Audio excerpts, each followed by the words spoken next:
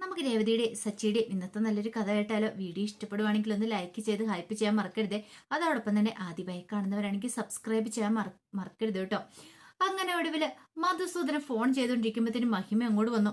പക്ഷെ മധുസൂദനൻ ഫോൺ വിളിച്ചിട്ട് കിട്ടാത്തതിന്റെ ഒരു ബുദ്ധിമുട്ട് മുഖത്തുണ്ടായിരുന്നു. എന്താ മധുവേട്ട? മധുവേട്ടൻ ആരെയാ ഫോൺ വിളിച്ചുകൊണ്ടിരിക്കുന്നത്? അതെ, വിളിച്ച എനിക്ക് പ്രിയപ്പെട്ട രണ്ടുപേരെയാ, പക്ഷെ കിട്ടിയില്ല എന്ന് പറഞ്ഞു. പ്രിയപ്പെട്ടവരോ?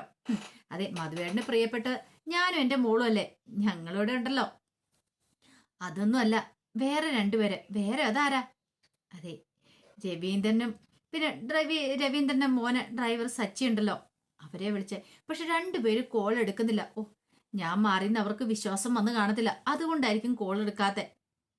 അത് കേട്ടപ്പോ മഹിമ ചിരിച്ചോണ്ട് പറഞ്ഞു, കൊള്ള, സൂപ്പർ ആയിട്ടുണ്ട് എന്റെ മധുവേട്ട ഇങ്ങനെ അഭിനയിക്കേണ്ട കാര്യമുണ്ടോ? എന്തിനാ ഇങ്ങനെ അഭിനയിക്കുന്നേ? ഞങ്ങൾ പോലും വിശ്വസിച്ചിട്ടില്ല മധുവേട്ടൻ മാറിയിട്ടുണ്ടെന്നുള്ള കാര്യം. അത് കേട്ടത് മധുസൂദനൻ പറഞ്ഞു, ദേ മഹിമ, ഞാനുള്ള കാര്യം പറഞ്ഞത്. പിന്നൊരു കാര്യമുണ്ട്, നിന്റെ ആ പഴയ സ്വഭാവം ഉണ്ടല്ലോ, അതങ്ങോട്ട് മാറ്റിയേക്കണം എന്ന് പറഞ്ഞു. അപ്പോഴേക്കും മഹിമ പറഞ്ഞു, ഞാൻ എന്തായാലും നാളെ പക്ഷിയെ കാണാൻ പോകാൻ തീരുമാനിച്ചു. മധുവേട്ടൻ വരുന്നുണ്ടോ? നാളെ എനിക്കൊരു പ്രോഗ്രാം ഉണ്ട്, അതുകൊണ്ട് നാളെ വരാൻ പറ്റില്ല. ഒരു കാര്യം ചെയ്യാം, പിന്നീട് ഒരു ദിവസം പോവാം. അതൊന്നും പറ്റുന്നില്ല, നാളെ തന്നെ പോണം. നീ തന്നെ അങ്ങോട്ട് ചെന്ന് കയറി കൊടുക്കണ്ട, എനിക്ക് നിന്റെ സ്വഭാവം അറിയാലോ. നീ അവിടെ ചെന്ന് ഓരോ പൊങ്ങച്ച വർത്താനങ്ങൾ പറയും. അവരെ ഒന്നുമില്ലാത്തവരെന്ന് കാണിക്കാൻ വേണ്ടിയല്ലേ നീ അങ്ങോട്ട് ചെല്ലുന്നേ. എന്നിട്ടോ നിന്നെക്കുറിച്ചും കുടുംബത്തെക്കുറിച്ചും നീ പുകഴ്ത്തി പറയും. അതിന്റെ ആ കാര്യമൊന്നുമില്ല. എന്തൊക്കെയാ മധുവേട്ടൻ പറയണേ? ഞാൻ പറയുന്ന അങ്ങോട്ട് അനുസരിച്ചാൽ മതി. പറഞ്ഞു കേട്ടല്ലോ. അവർക്ക് നമ്മളെക്കാളും ഇത്തിരി കുറവാണ് പണോ സ്വത്തും ഒക്കെ എന്നും പറഞ്ഞുകൊണ്ട് അങ്ങനെ പോയി കളിയാക്കുന്നത് ശരിയല്ല.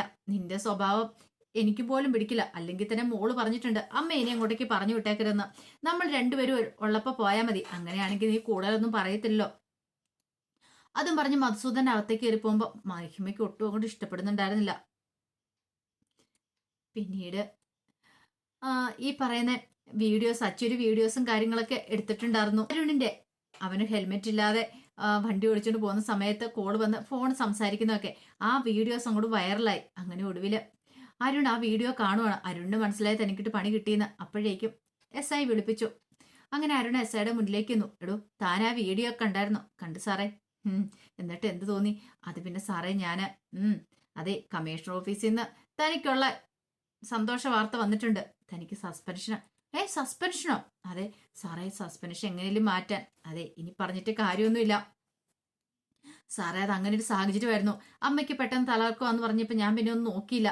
ഹെൽമെറ്റ് എടുക്കാനൊക്കെ മറന്നുപോയി ആ വെപ്രാളത്തിനിടയ്ക്ക്. ഇത് ശരിക്കും അവൻ എനിക്കിട്ട് പണി തന്ന ആ സച്ചി എന്ന് പറയുന്നവൻ. എന്റെ പൊന്നെടോ, നിങ്ങൾ രണ്ടുള്ള പ്രശ്നം. പക്ഷെ അവനിട്ട് പണി കൊടുക്കാൻ നോക്കിയിട്ട് അവസാനം അവൻ തനിക്കിട്ട് പണി തന്നില്ലെന്ന് ചോദിച്ചു. ഒരു കാര്യം ചെയ്യ്, കുറച്ച് ദിവസം വീട്ടിൽ പോയിരിക്കുക, അതിനുശേഷം എന്താന്ന് വെച്ചാൽ തീരുമാനിക്കാം. അല്ല സാറേ, സസ്പെൻഷൻ മാറ്റാനായിട്ട് അതൊന്നും പറ്റില്ല എന്ന് പറഞ്ഞു. അങ്ങനെ അരുൺ വിഷമത്തോടെ വീട്ടിലേക്ക് വന്നു. വീട്ടിലേക്ക് വന്നു കഴിഞ്ഞിട്ട് അമ്മയുടെ കാര്യങ്ങളൊക്കെ പറഞ്ഞു കഴിഞ്ഞപ്പോൾ അവർക്കും ഭയങ്കര വിഷമായി. കുറച്ച് കഴിഞ്ഞപ്പോഴത്തേനുമാണ് ദേവു അങ്ങോട്ടേക്ക് വരുന്നത്. ദേവു വന്നു കഴിഞ്ഞപ്പോൾ വിഷമിച്ചിരിക്കുന്ന അരുണിന്റെ അമ്മയെ കണ്ടു. എന്താ അമ്മയ്ക്ക് വയ്യായിക വല്ലതുണ്ടോ? എന്തു പറ്റി? മുഖമൊക്കെ എന്താ വല്ലായിരിക്കണേ? ഒന്നുമില്ല മോളെ, അവനകത്തുണ്ട്, അകത്തേക്ക് ചെല്ല, അവൻ പറയൂന്ന് പറഞ്ഞു. അങ്ങനെ അരുണിന്റെ അടുത്തേക്ക് എന്നു. എന്താ അരുണേട്ടാ, അമ്മയുടെ മുഖമൊക്കെ എന്താ വല്ലായിരിക്കുന്നേ? ഇതെന്താ, അരുണേട്ടൻ ജോലിക്ക് പോയില്ലേ? ഇല്ല. അതെന്താ? എനിക്ക് സസ്പെൻഷനായി. സസ്പെൻഷൻ? അതെന്തിനാ? പിന്നീട് കാര്യം പറയണം. ഹെൽമെറ്റ് ഇല്ലാതെ വണ്ടി ഓടിച്ച്. അരുണേട്ടൻ ചെയ്തത് തെറ്റല്ലേ? ഹെൽമെറ്റ് ഇല്ലാതെ വാഹനം ഓടിക്കാൻ പാടുണ്ടോ? അത് പിന്നെ പെട്ടെന്ന് അമ്മയ്ക്ക് തലകറക്കമാന്ന് പറഞ്ഞ് ഇപ്പം മെഡിസിൻ വാങ്ങിയ പോകുന്ന സമയത്ത് ഹെൽമെറ്റിന്റെ കാര്യമൊന്നും ഓർത്തില്ല. അത് അരുണേട്ടൻ പറയും. പക്ഷെ എങ്കിലേ സാധാരണ ആൾക്കാരുടെ ഇങ്ങനെയല്ലേ പോലീസുകാർ പെരുമാറുന്നത്. കാരണം ഫൈൻ അടപ്പിക്കും. കാരണം പറഞ്ഞു കഴിഞ്ഞിട്ടുണ്ടെങ്കിൽ അവര് പറയും അതൊന്നും പറഞ്ഞിട്ട് കാര്യമില്ല. ഇപ്പൊ അമ്മയ്ക്ക് മരുന്ന് മേടിക്കാൻ പോയതെന്ന് പറഞ്ഞാലൊന്നും പോലീസുകാർ സമ്മതിക്കത്തൊന്നുമില്ല. അവര് ഫൈൻ അടപ്പിച്ചല്ലേ വിടത്തുള്ളൂ.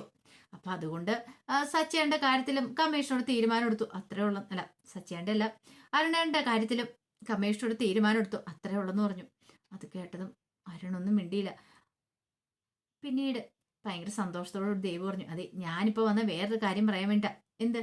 നമ്മുടെ കല്യാണക്കാര്യത്തെക്കുറിച്ചോ? അതെ, ഞാൻ വീട്ടിൽ സംസാരിക്കാൻ തീരുമാനിച്ചു. ഇപ്പോഴെങ്കിലും തോന്നിയല്ലോ ഞാൻ രക്ഷപ്പെട്ടു.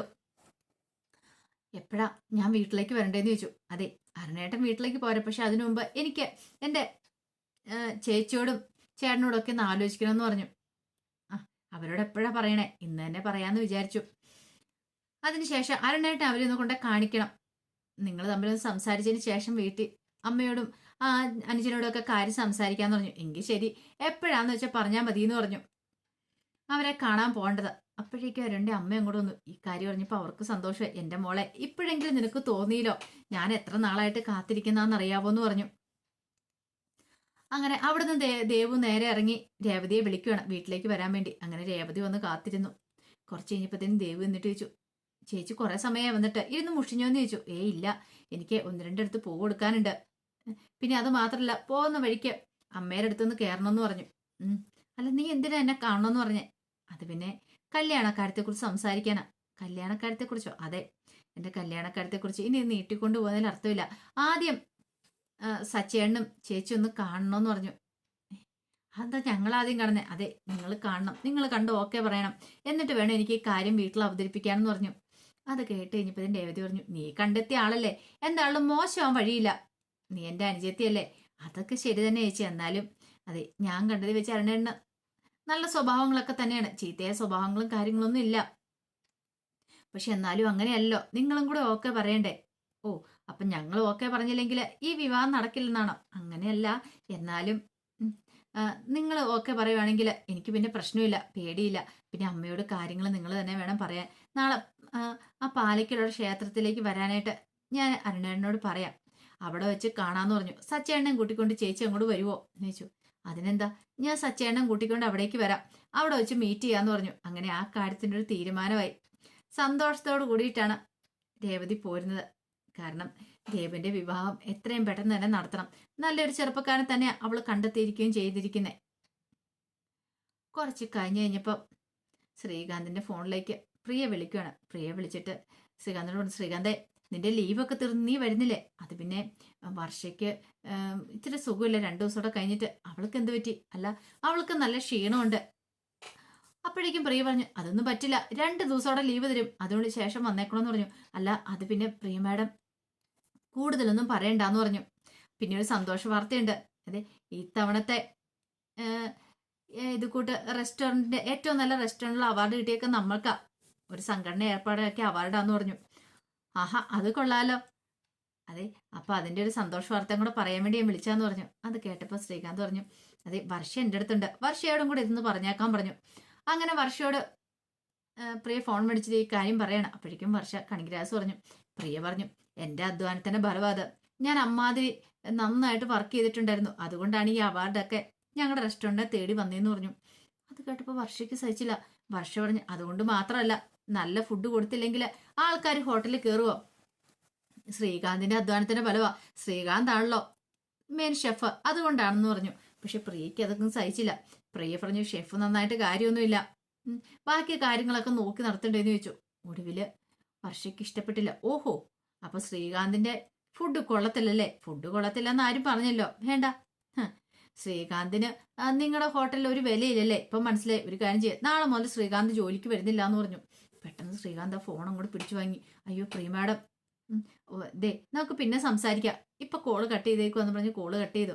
പിന്നീട് വർഷ വിളിച്ചു, എന്താ വർഷ, നീ എന്തൊക്കെ വിളിച്ചു പറഞ്ഞേ? പിന്നല്ലാതെ പിന്നെ അവർ ചെയ്തതിന് മാത്രം ക്രെഡിറ്റ്.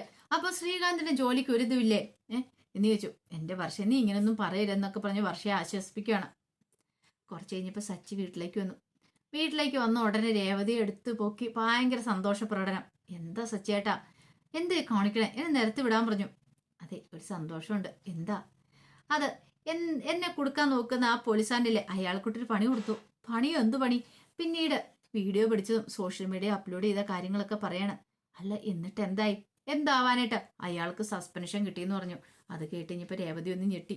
രേവതിക്ക് വല്ലാത്തൊരു ടെൻഷനായിപ്പോയി, എന്തോ വല്ലാത്തൊരു ബുദ്ധിമുട്ട്.